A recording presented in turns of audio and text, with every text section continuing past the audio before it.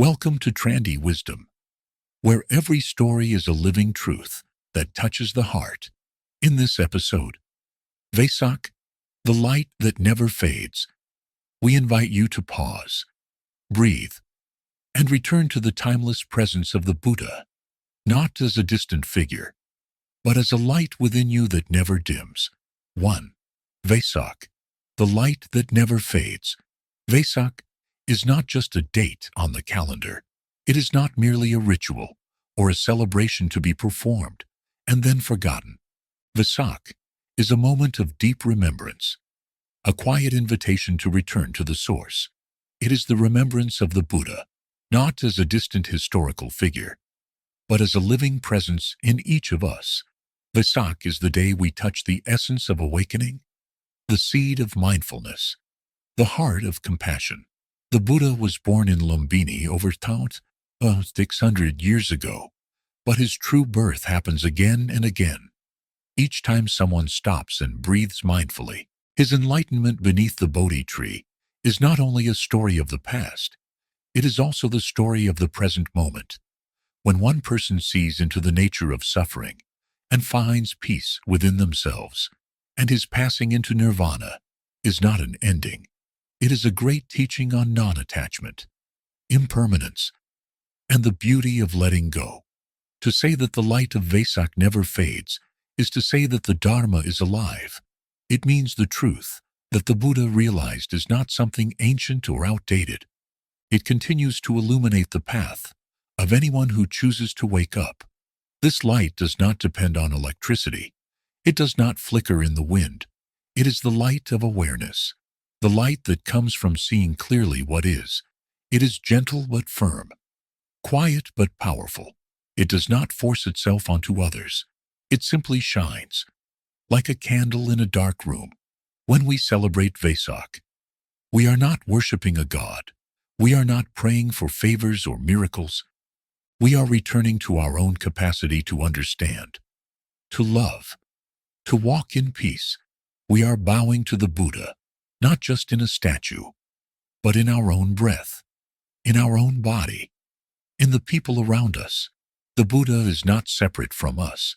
His presence is in every act of mindfulness, in every moment of deep listening, in every step taken in peace. In Plum Village, during Vesak, we do not merely chant or decorate the meditation hall. We practice deeply. We wake up early, breathe mindfully, and walk with awareness. We eat in silence and smile at one another. We look at the full moon and remember that the Buddha also once looked up at the same moon. We let his gaze enter our hearts. We see ourselves not as individuals lost in time, but as continuations of the same stream of awakening. There is a story that after his enlightenment, the Buddha walked gently back to his home village. When people saw him, they asked, "Are you a god?" "No." He said, "Are you a magician?" "No." He replied, "Then what are you?" "I am awake." That is the essence of Vesak. To wake up, to no longer live in forgetfulness, to no longer chase after things that cannot truly satisfy, to open our eyes to the suffering of the world, and to respond, not with despair, but with compassion. To be awake is to see that life is made of both joy and sorrow, and to embrace both with an open heart. The light of Vesak never fades because it is not a light that comes from outside. It is not something we have to borrow or buy. It is already here. We only need to touch it, and the way to touch it is very simple. It is by breathing in and knowing that we are breathing in. It is by breathing out and smiling gently to the present moment. The Buddha taught us that mindfulness is the path to the cessation of suffering. Every time we bring our mind back to the body, back to the breath, we are returning home. And at home, there is light. Sometimes people think of enlightenment as something very distant, something only a great master can attain. But enlightenment is not a supernatural power. It is the capacity to live deeply each moment of life. It is to drink a cup of tea and really taste the tea, to look at a child and really see the child, to walk on the earth and know that the earth is alive under our feet. That is the kind of awakening the Buddha shared.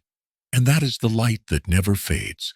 In this modern world, we have so many distractions. We are pulled in every direction. Screens, schedules, deadlines, desires. They scatter our attention like dry leaves in the wind. And yet even in this storm, the light of Vesak remains. It is there each time we pause, each time we stop and say, I am here. When we wash our hands and feel the water, when we hug a loved one and are truly present, when we say, thank you, with our whole being. These are not small things. They are sacred acts. To celebrate Vesak is to make a gentle vow, a vow to be more present, a vow to speak more kindly, a vow to suffer less, and to help others suffer less. We do not need to become monks or nuns to do this. We do not need to renounce the world. We only need to return to our true home in the here and now.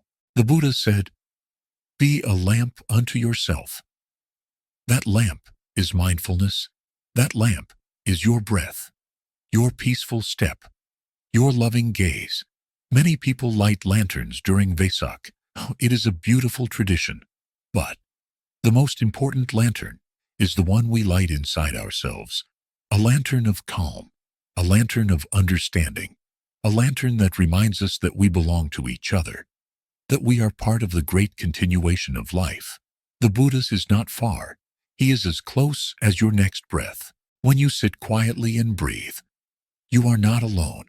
The Buddha is breathing with you. When you listen to the sound of the bell and let it bring you back to your body, you are listening with the ears of the Sangha.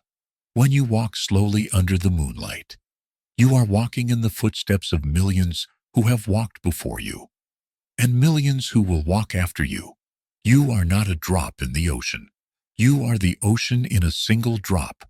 Vesak is a reminder that no matter how dark the world may seem, the light of awakening is never far. It is within you. It is within me. It is in the trees, the rivers, the children laughing, the old woman sweeping the courtyard, the monk offering a smile to a stranger. It is in the silence of the meditation hall and in the noise of the busy street. If only we are awake enough to notice, the light that never fades is not about belief. It is about practice. It is not about the past. It is about this moment. And this moment is a miracle. To be alive, to be breathing, to be able to love. That is already more than enough. So this Vesak, do not look outside for the Buddha. Do not search the sky for signs. Instead, look into your own heart. Take a peaceful step. Offer a compassionate word. Listen without judging. Breathe without rushing.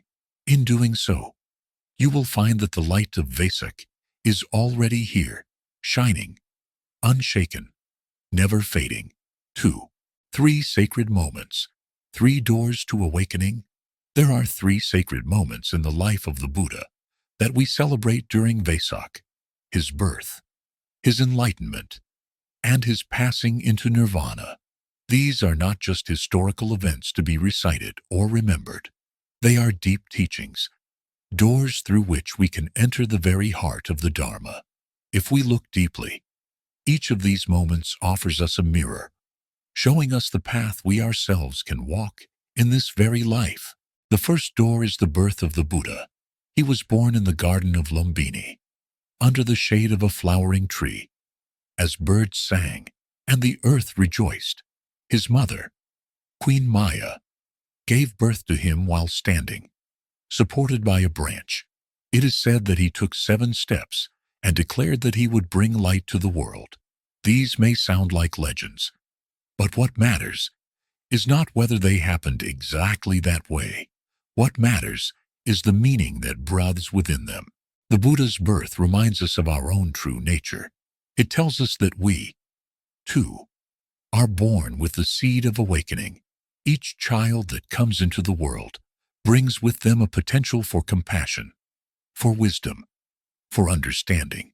In the eyes of that newborn baby is the whole universe, unclouded and wide open. In the breath of that baby is the rhythm of life itself. When we look at the birth of the Buddha, we are invited to look at ourselves, not only as we are now, but as we were in the beginning, pure, fresh, unafraid. To be born does not simply mean to enter this world physically. While we're born again, every time we return to the present moment, when we stop running, stop grasping, and return to our breath, we are reborn into awareness. When we wake up to the beauty of a leaf, the warmth of the sun, the sound of a child laughing, we are touching the miracle of birth. The Buddha is born each time we bring the light of mindfulness into our lives. That is the first sacred moment. The second door is the Buddha's enlightenment under the Bodhi tree in Bodh Gaya. After many years of searching, of deep practice, of encountering both extremes of indulgence and self-mortification, Siddhartha Gautama sat beneath the tree of awakening and made a simple but powerful vow. He would not rise until he touched the truth. And so he sat. He faced his fears. He touched the earth as witness to his right to awaken. And as the morning star rose, he opened his eyes and saw deeply into the nature of reality. He saw that all things are impermanent, that all things are interdependent, that suffering arises from clinging and ignorance, and that peace comes from letting go. This moment is not far from us. It is not only the story of one man in India long ago. The Bodhi tree exists in each of us. It is the place where we finally stop searching outside and begin to look within. It is the place where we see that there is nothing to attain, because everything we are looking for is already here. Enlightenment is not a thunderbolt from the sky. It is the quiet, clear seeing that comes when the mud settles and the water becomes still, when we stop blaming others for our suffering, when we stop blaming ourselves, and instead begin to understand we are sitting beneath the Bodhi tree. When we breathe and smile to our pain with compassion, instead of fear or anger, we are touching the fruit of awakening. The second sacred moment invites us to stop running, to sit down, and to see, with enough stillness, the truth will reveal itself, just as it did to the Buddha that early morning in Bodh Gaya. The third door is the Buddha's passing into parinirvana, or final nirvana. In the forest of Kusinara, he lay down between two trees, his head resting to the north, his body facing west. As he approached his final breath, he offered peace and clarity to those gathered around him. All compounded things are subject to decay, he said. Practice diligently. These were his final words. To many, death is a cause of fear. We fear the end of our body, the end of our thoughts, the end of what we call me. But the Buddha's passing was not a tragedy. It was a continuation of his deepest teaching. He was not his body. He was not even his thoughts. He was the Dharma itself, and the Dharma does not die. The Buddha taught us that birth and death are only notions, that nothing truly dies. When a cloud disappears from the sky, it is not gone. It has become rain, or snow, or mist. You can no longer see the cloud, but you can still touch it, still feel it. The same is true of the Buddha. He has not disappeared.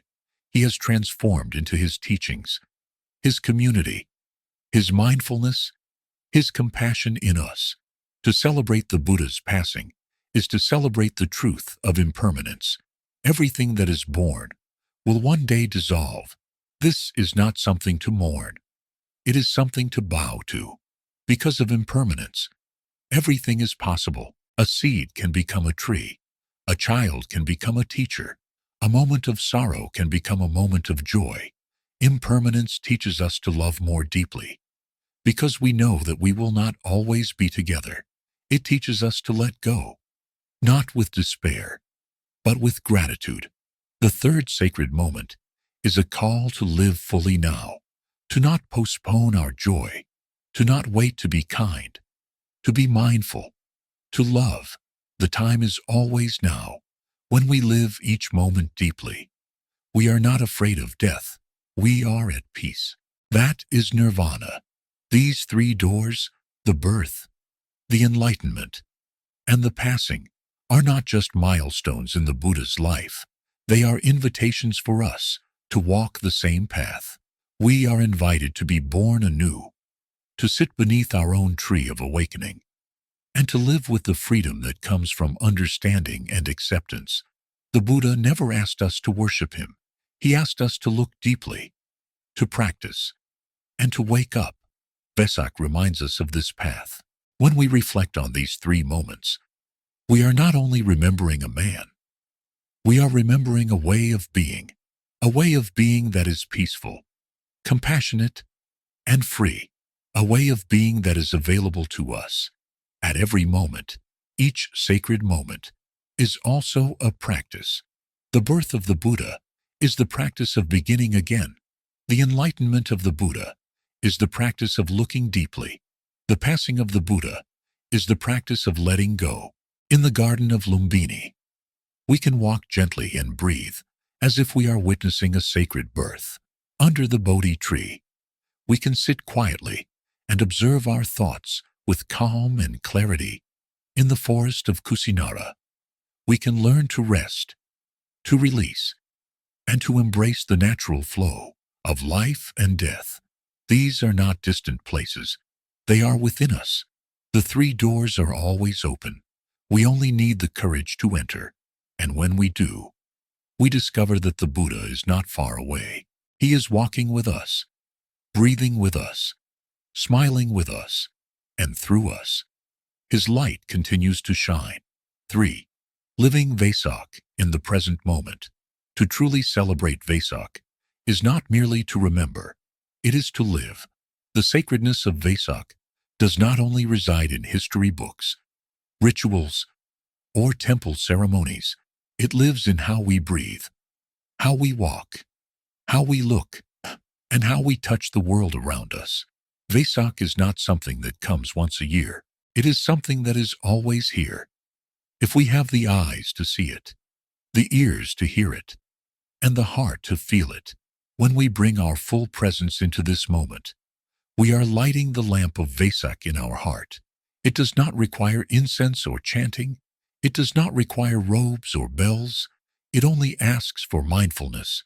Mindfulness is the essence of Vesak. It is the ground upon which all sacred moments stand. The Buddha is not a statue to be adored, but a living presence to be embodied.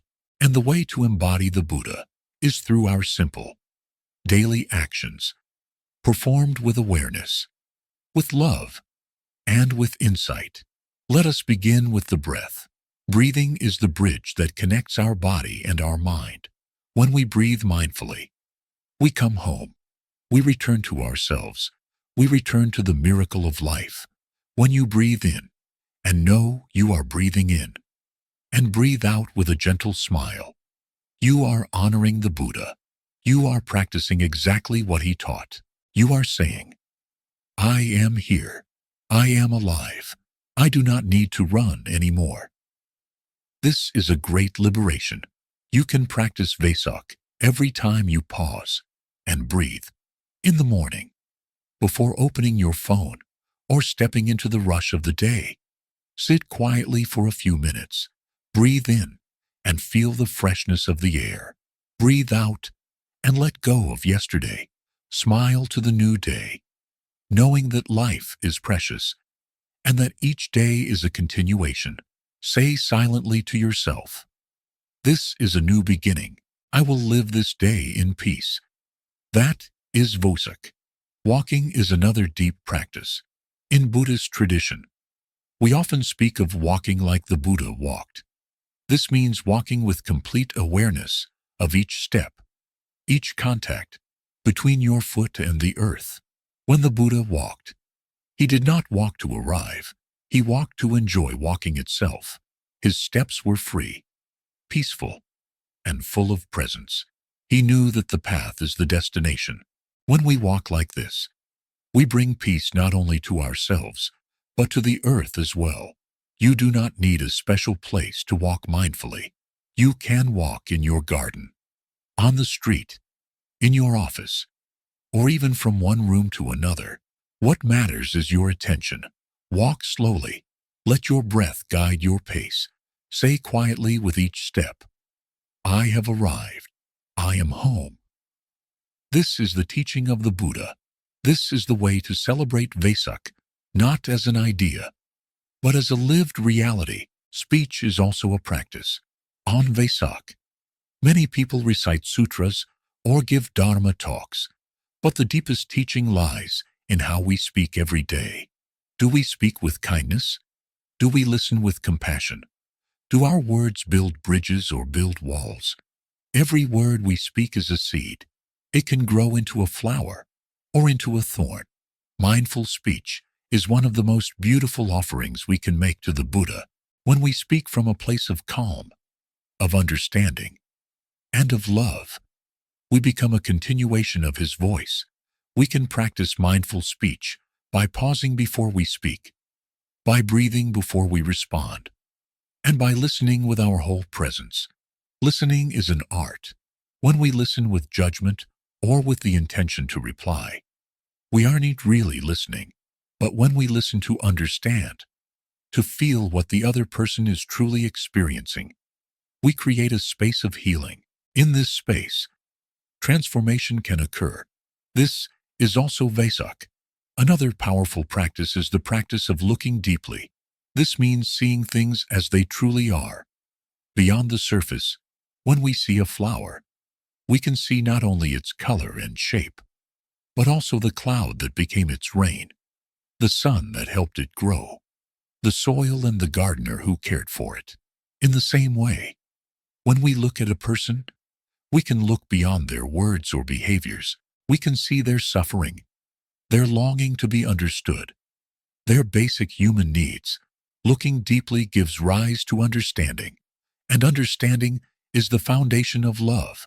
If we do not look deeply, we will misunderstand, and misunderstanding is the root of so much suffering in the world. Families are torn apart, communities are divided, nations go to war, all because we do not truly see each other. Vesak calls us to practice seeing, to see that we are not separate, that your suffering is my suffering, that your joy is my joy. This is the insight of interbeing. It is the heart of the Buddha's teaching. Vesak also teaches us how to live with impermanence. Everything changes. The flower blooms and fades. The child grows up. The seasons shift. Our own bodies age and pass away. Nothing remains forever. And yet, when we embrace this truth, we are no longer afraid. We no longer cling. We love more deeply. Precisely because we know we do not have forever. We say, I love you today, not tomorrow. We forgive now, not later. We smile now, not after everything is perfect. Impermanence is not something to fear. It is something to celebrate. Because of impermanence, the rain can stop, and the sun can shine again. Because of impermanence, a wounded heart can heal. Because of impermanence, we have the chance to change, to grow, to begin anew. Vesak reminds us that this moment is precious, not because it lasts forever, but because it does not. In the practice of Vesak, gratitude is also essential. Gratitude for the Buddha, for the Dharma, for the Sangha. Gratitude for our body, our breath, our loved ones. Gratitude for the earth, the sky, the water, the food on our table. When we live in gratitude, we stop taking life for granted. We become more careful, more tender, more awake. Gratitude is not just a feeling. It is a way of life. A grateful person walks gently on the earth. A grateful person speaks gently, lives simply, and smiles often. Vesak is also a time to nourish joy, not the joy that comes from consumption or excitement, but the joy that arises from simple things: a shared meal, a quiet walk, a bird singing at dawn. True joy is made of mindfulness. When we are present, even washing the dishes can be a joyful act. We feel the warmth of the water, the smoothness of the bowl, the rhythm of the movement. We are not in a hurry to finish. We are at peace, right where we are. To live Vesak in the present moment is to make the sacred ordinary and the ordinary sacred. It is to bring the spirit of the Buddha into every cup of tea, every word of love, every step on the path. It is to live not as a separate self, but as a living continuation of awakening. The Buddha is not far. He is in your breath, your gaze, your silence, your laughter. He's in your practice. So when the lanterns are lit, and the chants are sung, and the statues are bathed, do not forget the deepest offering you can make. It is not a flower, or incense, or money. It is your presence. It is your practice. It is your sincere intention to live a life of mindfulness, understanding, and love. You do not need to wait for a holy day to begin. The door is always open. The path is always here. And each moment, when lived deeply, is a moment of Vesak, a moment of awakening, a moment of peace. Thank you for joining us on Trandy Wisdom as we reflect on Vesak, the light that never fades. May we remember that awakening is not reserved for the past. It is here, in each mindful breath, in each step taken with peace, in each moment lived with compassion. The Buddha's light continues to shine through our daily actions when we choose to live with presence and love. Until next time, may you walk gently, breathe deeply, and let the light within guide your way.